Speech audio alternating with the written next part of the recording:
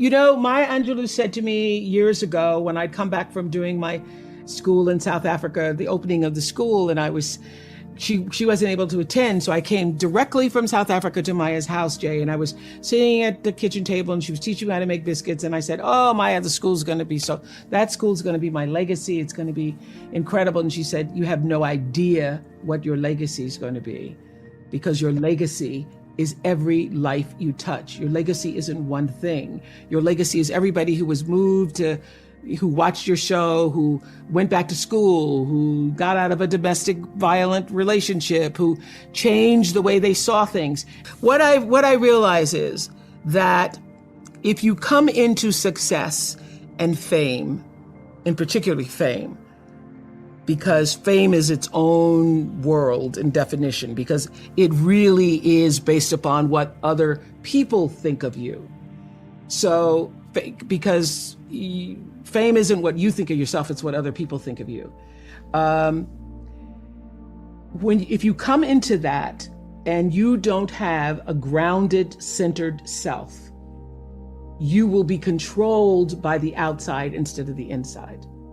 And if you come into that not in the fullness of knowing who you are and what you're supposed to do with that fame, whenever somebody likes you or doesn't like you, that determines whether or not you're having a good day or a bad day.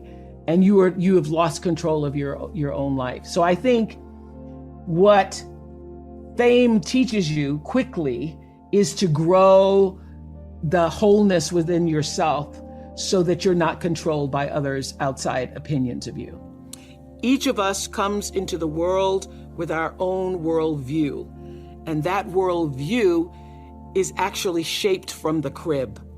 And you get from the world what you project into the world, and you project into the world what you were raised with and what you were raised around. So that's why what happened to you is the essential question. I want people to understand, most importantly, that when you are arguing with a friend and they act like they can't hear you because they're arguing so strongly back at you, they really can't, because of the way the brain is structured. So when you're in fear mode, anxiety mode, when you're really amped up, both of you need to calm down, take a walk, take a break, and come back. Well, you start with understanding that your cup being full is how you allow yourself to give to other people. You can't give what you don't have. You can't love if you haven't been loved. You don't even know how to begin to do that. So I think it begins with fundamentally understanding that you are worthy enough, you are valuable enough, you matter enough to give yourself the love that you deserve. And that starts by taking out time for yourself. So I have my own rhythm and pattern. I know that if I go 6 days and then by the 7th or 8th, don't give myself a break, that lots of other things give. That I'm not as alert, I'm not as attuned, I'm not as centered, I'm not as focused. So I know that is my limit. I cannot go beyond a certain amount of days. And for me, walking in nature is my solace. It is where I feel that I am one with all, and all being, all creation and, connected.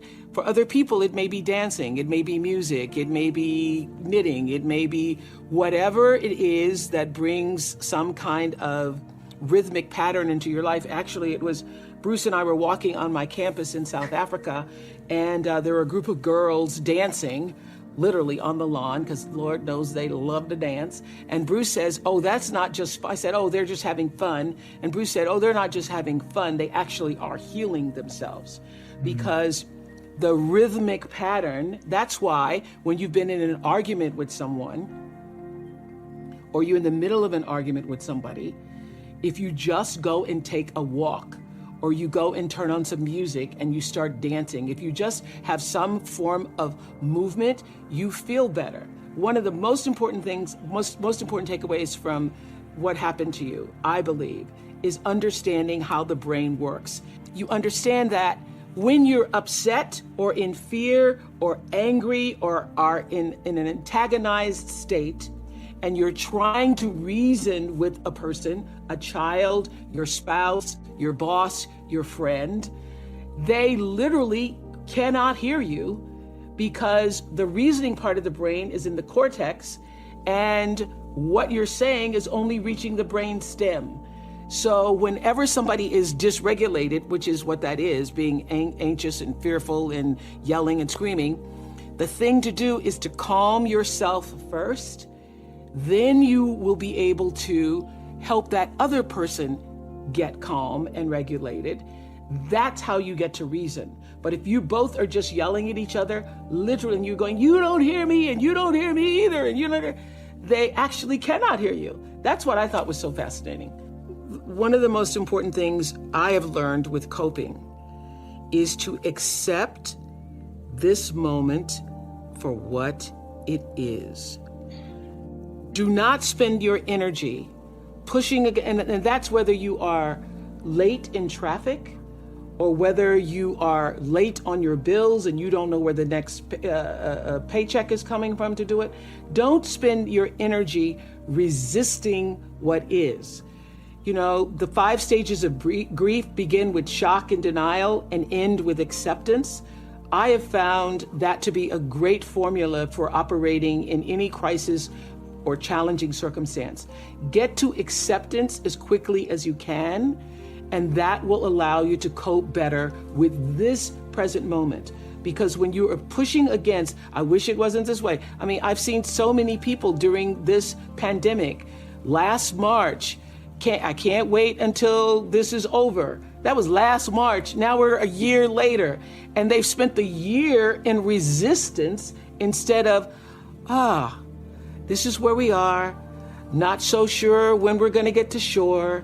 I just better learn how to tread stronger. Oh, my legs are getting stronger in the tread. So being able to accept the treading moment for what it is, and having the wisdom, the faith, the understanding, the knowing that you're not going to be in this moment forever. Because if life does anything, it consistently changes. So for however long we're in this pandemic moment, it is not going to be forever. But how do I make the adjustment to accept the moment for what it is and stop pushing against it, using all of my energy, wanting it to be something that it's not? It's that whole adage of accepting the things you can change and being willing to live with the things you cannot. So that has been the most helpful for me. I don't have a problem coping because I immediately go to, this is what it is. Now what must I do to be fully present in this moment, not resisting and pushing against it? I thought trauma had to be a big, gigantic experience. You had to go through a tsunami, literally, if not literally a tsunami-like crisis in your life. A fire, a hurricane, a tragedy, a car accident, a stabbing, somebody died. And it was through co-authoring this book with him that I understood that it was the consistent little things. It was the aggressions and microaggressions in a person's life that causes them to have their own worldview. Whatever that worldview is for you is different from me. So the biggest learning for me is that trauma doesn't have to have a great big old capital T on it. It's really how you were loved, and that neglect and trauma are hand in hand because both are equally as toxic. Over the years of interviewing people, it was my greatest classroom. I was always paying attention to what people were saying and paying attention to their lives. And what I understood and could articulate, not through science, but just through my own observation, is that, people are as dysfunctional, as unhappy, as disoriented in their lives based on how far they are from the center of themselves. And the center is where wholeness lies, as you know.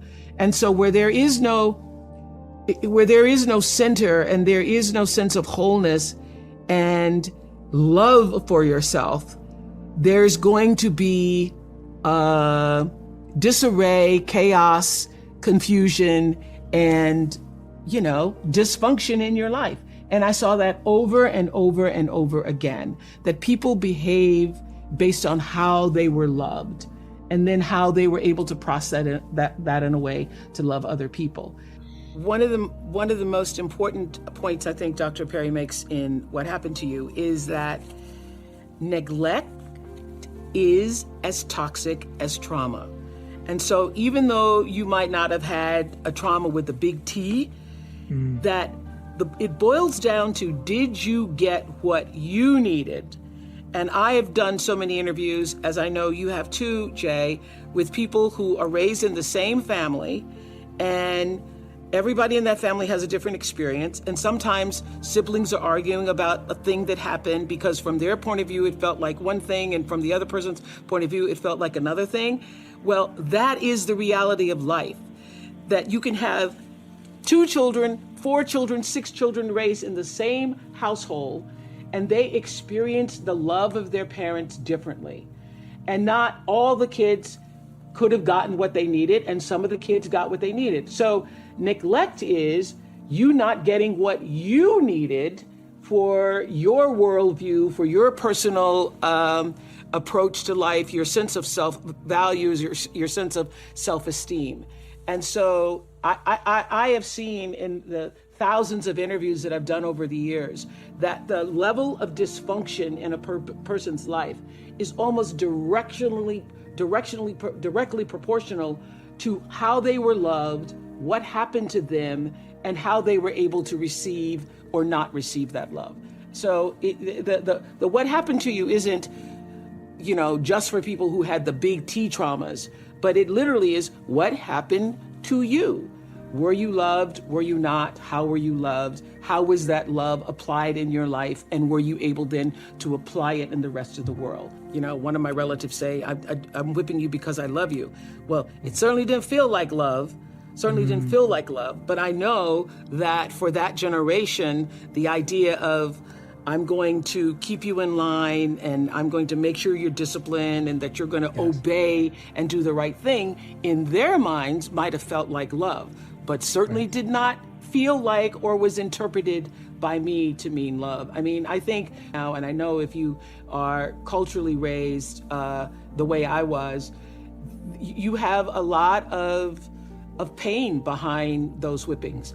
And I remember doing a show on the Oprah show years later talking about should children be spanked, and a black woman stood up and said, well, I got beat every day, and I was in the choir and my father beat me in front of the whole congregation in church, and I turned out okay. And I'm like, did you really? Because anybody who's ever been hit realizes the humiliation of that. What you feel more than anything, even as a little kid, is the humiliation of it. And what you are being told in that moment is that you have no value, that you are worth nothing, that you are so worthless that I get now to lay my hands on you and physically beat you. So it takes a lot. And I would have to say that it was a lot for me to overcome, to begin to understand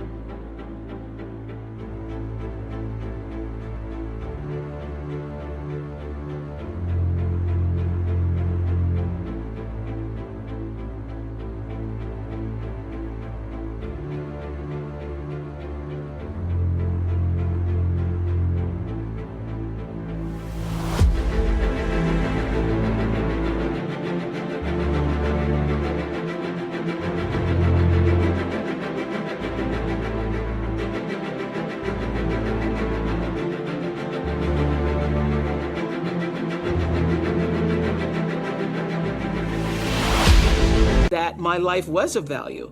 And as I say in What Happened to You, what did that for me were relationships with my teachers. I could cry right now thinking about the teachers who stood in the gap for me and made me feel valued, made me feel important. So it was only at school or speaking in church that I felt a sense of I mattered, that there was some meaning and purpose for me in life. I, grew up in these circumstances where I should have no self-values, no self-worth. But Bruce, as he explains in What Happened to You, you don't have to have it come from your family.